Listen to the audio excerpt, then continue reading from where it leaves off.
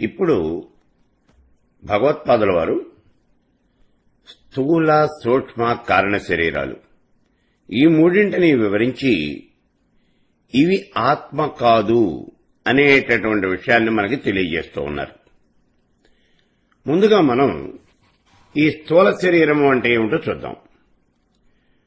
స్థూల శరీరము అంటే జ్ఞానేంద్రియాలు, కర్మేంద్రియాలు, తన్మాత్రలు, పంచభూతాలు, పంచప్రాణాలు, అంతఃకరణ చతుష్టయం వీటన్నింటితోనూ కలిసినటువంటిది. దీన్నే మనం స్థూల శరీరము అని అంటూ ఉన్నాం. తల్లిదండ్రుల యొక్క శుక్ల శోణితముల వల్ల పుట్టినటువంటిది. గత జన్మలో మనం చేసుకున్నటువంటి సంచిత కర్మ. ఇక్కడ కర్మ అనేది అనేక రకాలుగా ఉన్నది. ముఖ్యంగా 3 రకాలైనటువంటి కర్మ ఉన్నది అని గతంలో మనం చెప్పుకున్నాం. అందులో సంచిత కర్మ అనేది ఒకటి, ప్రారబ్ధ కర్మ అనేటటువంటిది ఒకటి. సంచిత కర్మ అంటే గత జన్మంలో మనం చేసినటువంటి కర్మ, మనమే అనుభవించవలసినటువంటి కర్మ. మనం చేసుకున్నటువంటి కర్మని మనమే అనుభవించాలి తప్పించి ఇంకెవరూ అనుభవించరు. ఏ జన్మలో చేసినటువంటి కర్మని ఆ జన్మలో అనుభవించడానికి వీలు లేక, అలా కుదరక అనుభవించకుండా మిగిలిపోయినటువంటి కర్మంతా కూడా అది సంచితం అవుతుంది. దాన్ని మరు జన్మలో అనుభవించవలసినటువంటి అగత్యము అనేది ఏర్పడుతుంది. దాన్నే మనం సంచిత కర్మ అన్నాం. గతంలో చెప్పుకున్నాం, మన బ్యాంకులో వేసుకున్నటువంటి డిపాజిట్ లాంటిది ఈ కర్మంతా కూడా దీన్ని మనమే అనుభవించాలి. ఆ సంచిత కర్మ మూలంగానే ఈ జన్మలో మనం ఈ దేహాన్ని పొందుతూ ఉన్నాం. ఇప్పుడు మనం చేసుకున్నటువంటి ఈ సంచిత కర్మలో కొంత భాగాన్ని ఈ జీవితంలో మనం పొందాలి, ఈ జన్మలో మనం పొందాలి. ఆ పొందేటటువంటి ఆ కర్మ ఫలితాన్ని బట్టే మనకి ఈ దేహము అనేది వస్తూ ఉన్నది. అంటే మనం చేసినటువంటి కర్మను మనం ఏ రకంగా అనుభవించాలి అనేటటువంటి దానికే ఈ దేహం అనేదంతా కూడా వస్తూ ఉన్నది. ఆ కర్మ యొక్క ఫలితాన్ని అనుభవించేందుకే ఈ దేహము అనేది మనకి ప్రాప్తిస్తూ ఉన్నది. కాబట్టి ఈ దేహము అనేటటువంటిది ఎలా ఉన్నది అంటే గతంలో చెప్పుకున్నాం చూడండి.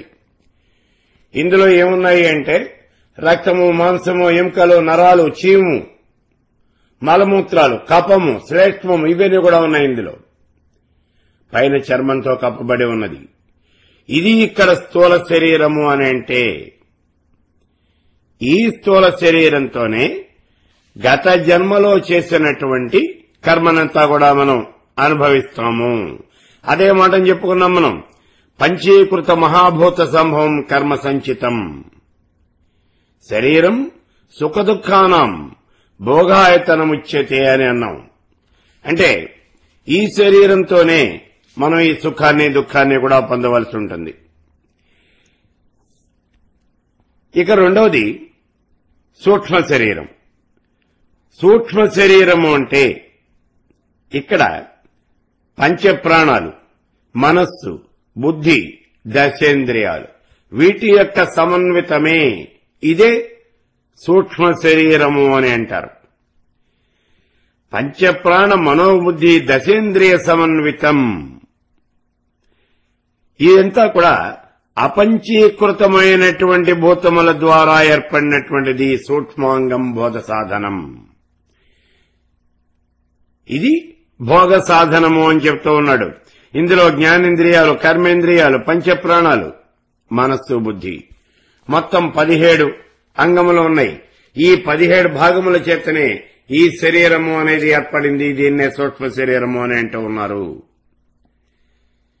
ఇందులో ఉన్నటువంటి ఒక్కొక్క సాధనాన్నే లింగము అని కూడా అంటూ ఉన్నారు. అందుకే దీన్ని లింగ శరీరము అని అంటున్నారు అని కూడా చెప్పుకున్నాం మనం గతంలో. ఈ సూక్ష్మ శరీరము అనేది కేవలము స్వప్నావస్థలో మాత్రమే ఉంటుంది. స్థూల శరీరము అనేది జాగ్రత్తావస్థలో సుఖము దుఃఖము అన్ని కూడా అనుభవిస్తూ ఉంటుంది. సూక్ష్మ శరీరము అనేది స్వప్నావస్థలో ఉన్నటువంటి సుఖ దుఃఖాలు మాత్రమే అనుభవిస్తూ ఉంటుంది. మరి మూడవది ఏమిటి అంటే కారణ శరీరం. ఇది ఏమిటి ఈ కారణ శరీరము అంటే మలిన పదార్థాలైనటువంటి సత్వ రజస్తమో గుణాలు, ఈ 3 గుణాలు కూడా, ఈ 3 గుణాలు కలిసినటువంటిది అంటే త్రిగుణాత్మకమైనటువంటి అవిద్యే కారణ శరీరము అనబడుతూ ఉన్నది. కారణ శరీరము అంటే పూర్తిగా అవిద్య, అంతగానే ఇంకేం లేదు. ఆత్మజ్ఞానాన్ని మనం పొందకుండా అడ్డుపడేటటువంటిది ఏమిటి అంటే ఈ కారణ శరీరమే. అయితే ఇక్కడ మహాకారణ శరీరము అని ఇంకోటి ఉంది. ఇక్కడ భగవత్పాదుల వారు చెబుతూ ఉన్నటువంటి విషయం ఏమిటి అంటే, ఓ సాధకుడా, నువ్వు పొరపాటును అనుకుంటూ ఉన్నావు. ఏమని అంటే ఈ స్థూల శరీరమే ఆత్మ అనుకుంటున్నావు. ఈ స్థూల శరీరము అనేది ఆత్మ కాదు. అలాగే సూక్ష్మ శరీరం కూడా ఆత్మ కాదు. పోనీ కారణ శరీరం ఆత్మ అనుకుంటున్నావా? కారణ శరీరం కూడా ఆత్మ కాదు అని చెప్పారు. అంటే ఏ శరీరము కూడా నీకు ఆత్మ కాదు.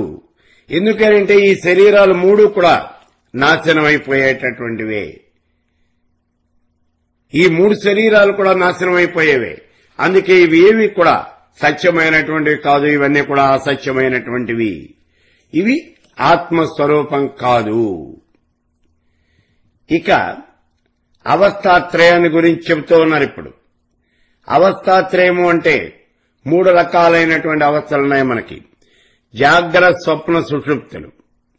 అయితే మనం చెప్పుకునేటప్పుడు అవస్థ పంచకము ఉన్నది అని కూడా చెప్పుకుంటూ ఉన్నాం. కానీ ఇప్పుడు అవస్థ పంచకం అక్కర్లేదు మనకి.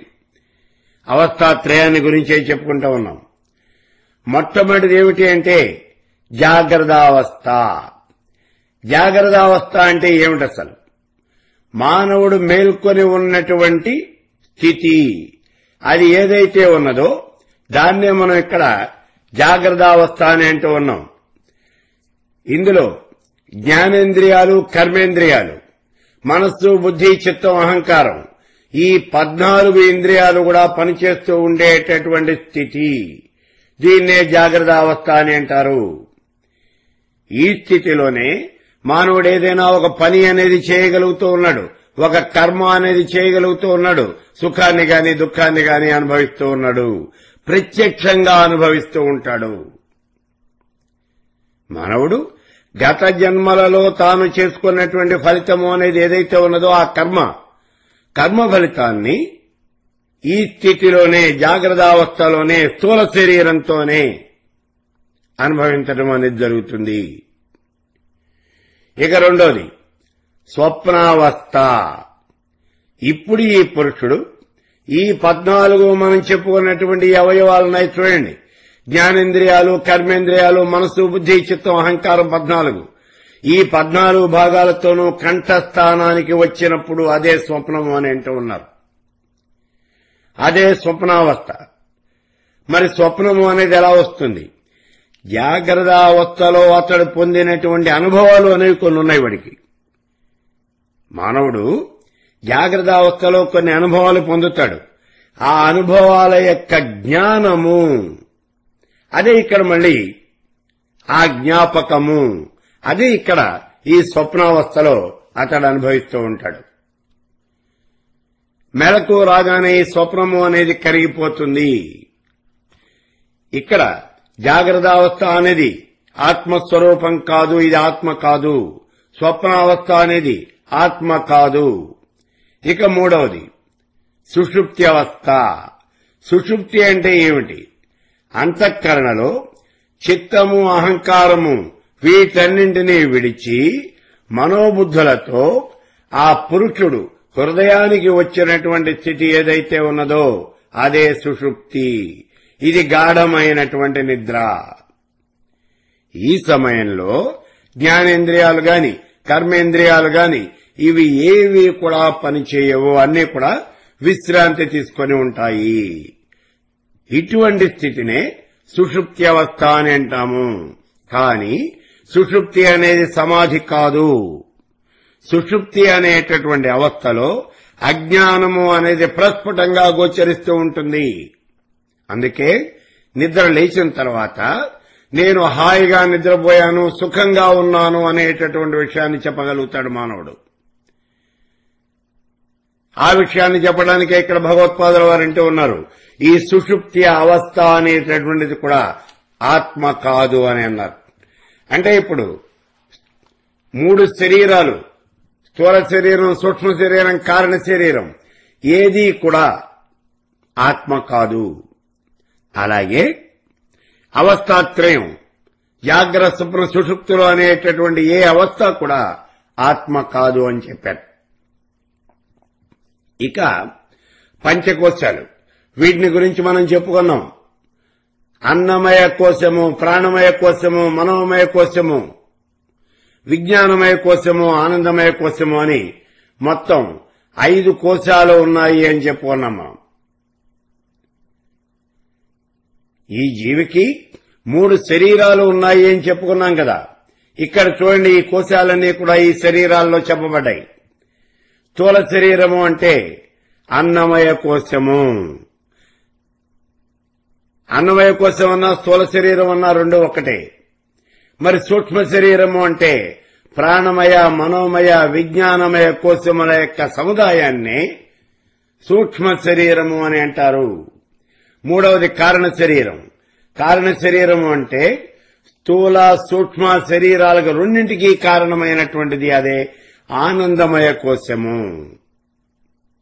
ఇప్పుడు ఈ 5 కోశాలనే కూడా వీటిని గురించి మనం చెప్పుకోవాల్సి వస్తున్నట్టు ఆయన మనం చెప్పుకుంటూ ఉన్నాం. మొట్టమొదటిగా అన్నమయ కోశం. అన్నమయ కోశము అంటే సృష్టిలో ఉన్నటువంటి ప్రాణులన్నీ కూడా అన్నం వలననే జన్మించాయి. అంతేకాకుండా భూమిని ఆశ్రయించి ఉన్నటువంటివన్నీ కూడా అన్నం వల్ల పుట్టినటువంటివే. అవి అన్నీ కూడా అన్నంతోనే జీవిస్తూ ఉన్నాయి. మరణించిన తర్వాత కూడా అన్నంలోనే అంటే మళ్లీ తిరిగి భూమిలోనే లీనమైపోతాయి, పంచభూతాల్లో కలిసిపోతాయి. ఈ ప్రాణులన్నింటికీ కూడా అన్నమే ఆహారము. ఈ ప్రాణులు ఈ జగత్తులో పుట్టడానికి ముందు అన్నమే పుట్టింది. ప్రజలంతా కూడా అంటే జీవజాలం అంతా కూడా ఈ అన్నం వల్లనే పుట్టింది, అన్నం వల్లనే పెరుగుతూ ఉన్నది, అన్నం వల్లనే జీవిస్తూ ఉన్నది. మరణించిన తర్వాత మళ్లీ ఆ అన్నానికి ఆధారమైనటువంటి ఆ మట్టి అందే కలిసిపోతూ ఉన్నది. దీన్నే మనం అన్నమయ కోశము అని అంటాం. ఇదే స్థూల శరీరము, ఇది ఆత్మ కాదు. ఈ విషయాన్ని ఖచ్చితంగా చెబుతూ ఉన్నారు ఇక్కడ భగవత్పాదుల వారు. ఇక రెండోది ఏమిటి? అన్నమయ కోశం అయిన తర్వాత ప్రాణమయ కోశము. ఈ అన్నమయమైనటువంటి ఈ శరీరం లోపలే ఈ ప్రాణమయ కోశము అనేటటువంటిది ఉంది. ఈ ప్రాణమయమైనటువంటి ఈ ఆత్మలో అన్నమయము అనేటటువంటిది నింపబడుతూ ఉన్నది. ఈ ప్రాణమయ ఆత్మ తల, చేతులు, మొండెము కలిగినటువంటి పురుషాకారంగానే ఉంటుంది అని మనం భావన చేయాలి.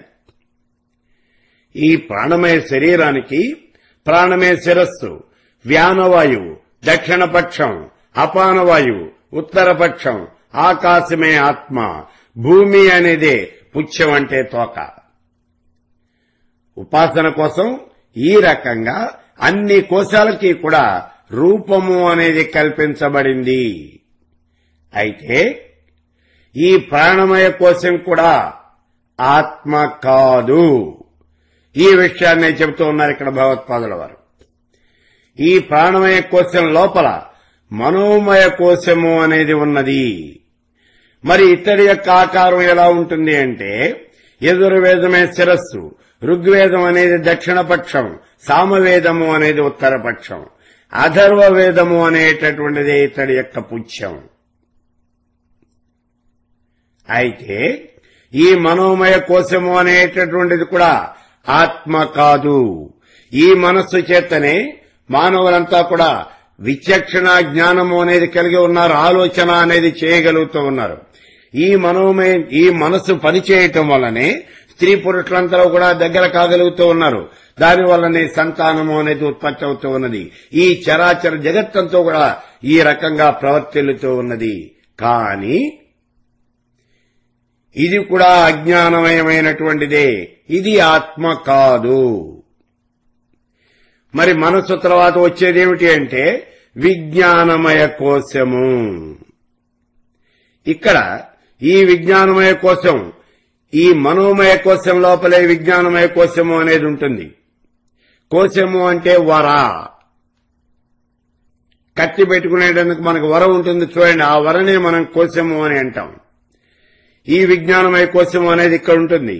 ఈ విజ్ఞానమయ పురుషుడికి సత్యము అనేటటువంటిది ఉత్తరపక్షం, వృత్తం దక్షిణపక్షం, యోగం అనేటటువంటిది ఆత్మ, మహత్తత్వమే పుచ్చం.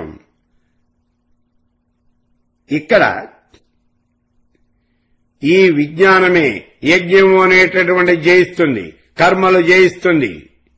విజ్ఞానవంతుడే యజ్ఞ కర్మలు, లౌకికమైనటువంటి కర్మలు కూడా చేస్తాడు.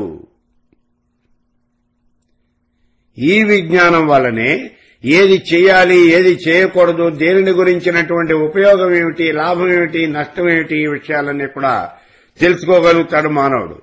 కానీ ఇక్కడ ఈ విజ్ఞానమయ కోశం కూడా ఆత్మ కాదు. ఈ విషయాన్ని చెబుతూ ఉన్నారు ఇక్కడ భగవత్పాదుల వారు. ఈ విజ్ఞానమయ కోశం లోపల ఆనందమయ కోశము అనేటటువంటిది ఉన్నది. ఇదే 5వ కోశం. చూడండి, అన్నమయ, ప్రాణమయ, మనోమయ, విజ్ఞానమయ కోశముల నడుమ ఆనందమయ కోశము అనేది ఉన్నది అని చెబుతూ ఉన్నాం మనం. ఈ ఆనందమయ కోశాన్ని గురించి ఇప్పుడు మనం చెప్పుకుంటూ ఉన్నాం. ఇక్కడ ఆనందమయుడు అనేటటువంటి వాడు ఉన్నాడు. అతడికి ప్రియమే శిరస్సు. ప్రియము అంటే ఏమిటి? తన వాళ్ళని చూసినప్పుడు కలిగినటువంటి సంతోషం అనేదే దాన్నే ప్రియము అని అంటారు. అదే అతడి యొక్క శిరస్సు. మోదమే అతడి యొక్క దక్షిణపక్షం. అంటే కోరుకున్నది లభించినప్పుడు కలిగేటటువంటి సంతోషము అనేది ఉన్నదే దాన్నే మోదము అని అంటాం. అదే దక్షిణపక్షం. ప్రమోదము అనేది ఉత్తరపక్షం. మోదం గనుక ఎక్కువైతే దాన్ని మనం ప్రమోదము అని అంటాం.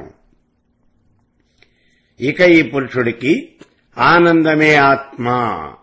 ఆనందము అంటే అన్నింటికీ మించినటువంటి సంతోషము, అదే ఆత్మ. అయితే ఇక్కడ ఈ ఆనందమయ కోశము అనేటటువంటిది కూడా ఆత్మ కాదు. వీటన్నింటికీ కూడా విలక్షణమైనటువంటిది. అంటే ఈ ఆత్మ అన్నప్పుడు పంచభూతాలకు విలక్షణమైనటువంటిది, 3 రకాలైనటువంటి శరీరాలకి విలక్షణమైనటువంటిది, 3 రకాలైనటువంటి జాగ్రత్త, స్వప్న, సుషుప్తులు అనబడేటటువంటి ఈ అవస్థలకు 3ంటికి కూడా అతీతమైనటువంటిది. అలాగే పంచకోశములలో ఏది కూడా, ఏ కోశము కూడా ఆత్మ కాదు. పంచకోశాలన్నింటికీ కూడా అతీతమైనటువంటిది, అదే ఆత్మ. ఇప్పుడు ఈ ఆత్మ అనేటటువంటి పురుషుడు ఎలా ఉంటాడు అంటే, ఆత్మ అనేటటువంటిది సచ్చిదానంద స్వరూపమైనటువంటిది. ఇదే సత్యమైనటువంటిది, నిత్యమైనటువంటిది, శాశ్వతమైనటువంటిది. నిన్న ఉన్నది, ఇవాళ ఉన్నది, రేపు ఉంటుంది. అంటే భూత, భవిష్యత్, వర్తమాన కాలాలు 3ంటిలోనూ కూడా ఉన్నది. సృష్టి ప్రారంభానికి ముందు ఉన్నది, సృష్టి లయమైపోయిన తర్వాత కూడా ఉంటుంది. అందుకే ఇది శాశ్వతమైనటువంటిది అని చెబుతూ ఉన్నాం. ఈ జగత్తులో అన్నింటికన్నా కూడా ముందు ఉన్నటువంటిది ఏమిటి అంటే ఆత్మ. అన్నింటికీ కారణభూతమైనటువంటిదే ఆత్మ. ఆత్మ వల్లనే ఈ చరాచర జగత్తంతా కూడా సృష్టించబడింది. అది ఆత్మ అంటే. ఇది చైతన్యవంతమైనటువంటిది. అందుకే చిత్ స్వరూపమైనటువంటిది అని చెబుతూ ఉన్నాం మనం. అంటే ఇది జ్ఞాన స్వరూపమైనటువంటిది. ఇంతకు మించినటువంటి జ్ఞానము అనేటటువంటిది ఏది కూడా లేదు. జ్ఞాత, జ్ఞానము, జ్ఞేయము అనేటటువంటి ఈ 3 కూడా ఇందులోనే ఉన్నాయి. పరమేశ్వర స్వరూపంలోనే ఇతడే జ్ఞాత, ఇతడే జ్ఞానము, ఇతడే జ్ఞేయము. మనం ఎవరైతే ఈ విషయాన్ని తెలుసుకుంటూ ఉన్నారో, అంటే తెలుసుకునే పురుషుడు ఎవడైతే ఉన్నాడో అతడే జ్ఞాత, అతడే పరమాత్మ స్వరూపం. ఎవరిని గురించి తెలుసుకుంటున్నాడు? పరమాత్మ స్వరూపాన్ని గురించే తెలుసుకుంటున్నాడు. తెలుసుకోవలసింది ఎవరిని గురించి? పరమేశ్వర స్వరూపాన్ని గురించే. అందుకే జ్ఞాత, జ్ఞానము, జ్ఞేయము 3 కూడా ఆ పరమేశ్వరుడి యొక్క స్వరూపమే. ఇది ఎప్పుడూ కూడా ఈ ఆత్మ అనేటటువంటిది ఆనంద రూపంలో ఉంటుంది, అది కూడా మహదానంద రూపంలో ఉంటుంది, బ్రహ్మానంద రూపంలో ఉంటుంది అని చెప్పుకున్నాం మనం. అటువంటి బ్రహ్మానంద స్వరూపమైనటువంటి ఆ ఆత్మని ఈ సాధకుడు సాక్షాత్కారం చేసుకోవాలి. ఈ ఆత్మని సాక్షాత్కారం చేసుకోవటాన్నే ఆత్మ సాక్షాత్కారము అని అంటారు. ఈ ఆత్మ సాక్షాత్కారము అనేటటువంటిది ఎలా కలుగుతుంది? జ్ఞానం వస్తే ఆత్మ సాక్షాత్కారం అనేది కలుగుతుంది. జ్ఞానము అనేది ఎట్లా వస్తుంది? అజ్ఞానం పోతే జ్ఞానం అనేది వస్తుంది. అజ్ఞానము అనేది ఎలా పోతుంది? జీవాత్మ పరమాత్మ రెండూ కూడా ఒకటేను, ఈ రెండింటికి మధ్యన భేదము అనేది లేదు అనేటటువంటి విషయాన్ని గనక ఈ సాధకుడు మనోవాక్కాయ కర్మల చేత తెలుసుకోగలిగినట్లయితే అజ్ఞానము అనేది పూర్తిగా నశిస్తుంది. అప్పుడే దుఃఖము అనేది పోతుంది. అజ్ఞానం అనేది ఎప్పుడైతే నాశనం అయిపోయిందో అప్పుడే దుఃఖము అనేది ఏమాత్రం మిగలకుండా దుఃఖం పటాపంచలైపోతుంది. మరి ఈ స్థితి రావాలి అంటే ఇలా దుఃఖాన్ని పటాపంచలు చేసుకుని జ్ఞాన సముపార్జన చేసి జీవాత్మ పరమాత్మ రెండో ఒకటేను అనేటటువంటి విషయాన్ని తెలుసుకుని ఆత్మ సాక్షాత్కారం పొందాలి. ఇలా పొందాలి అంటే మానవుడు ఏం చేయాలి? అలా పొందాలి అంటే ఈ సాధకుడు చేయవలసినటువంటి విషయం ఏమిటి అంటే ఈ జగత్తులో ఆత్మ అనాత్మ వీటి యొక్క విచారణ అనేది చేయాలి. కాబట్టి ఈ ఆత్మ అనాత్మ అనేటటువంటి విషయాలు రెండు కూడా ఇంతవరకు భగవత్పాదుల వారు ఏం చెప్పారు అనేటటువంటి విషయాన్ని మనం వివరించుకున్నాం ఇక్కడ. కాబట్టి ఓ సాధకుడా, ఓ ముముక్షువా, లే, ఈ లోకంలో ఆత్మేది అనాత్మేది, దేహము ఆత్మ రెండు ఒకటి కాదు అనేటటువంటి విషయాన్ని నువ్వు ముందు గుర్తించు. ఆత్మ వేరు, అనాత్మ వేరు. అలా గుర్తించి పరమాత్మ చింతనలో నేను కాలం గడుపుతూ ఆ పరమాత్మ స్వరూపాన్ని తెలుసుకోవడానికి ప్రయత్నం చేయి. జీవాత్మ పరమాత్మ రెండూ కూడా ఒకటేను అనేటటువంటి విషయాన్ని గనక నువ్వు తెలుసుకోవడానికి ప్రయత్నం చేసినట్లయితే నీకు జ్ఞానము అనేది కలుగుతుంది. తద్వారా ఆత్మ సాక్షాత్కారము అనేది కలుగుతుంది. కాబట్టి ఇంతకాలము ఈ ఉపన్యాస లహరి ఆత్మానాత్మ వివేకము అనేటటువంటి ఈ ఉపన్యాస లహరిని విన్నటువంటి మీకందరికీ కూడా ఈ ఆత్మ అనాత్మ వీటిని గురించి విచారణ చేసేటటువంటి శక్తి అనేది మీకు ఆ పరమేశ్వరుడు ప్రసాదించాలి అని, తద్వారా సజాతీయ విజాతీయ విషయాలను మీరు క్షుణ్ణంగా తెలుసుకోగలగాలని, విజాతీయమైనటువంటి దేహాదులు దేహము మొదలైనటువంటి పదార్థాలన్నీ కూడా మనం గతంలో చెప్పుకున్నాం.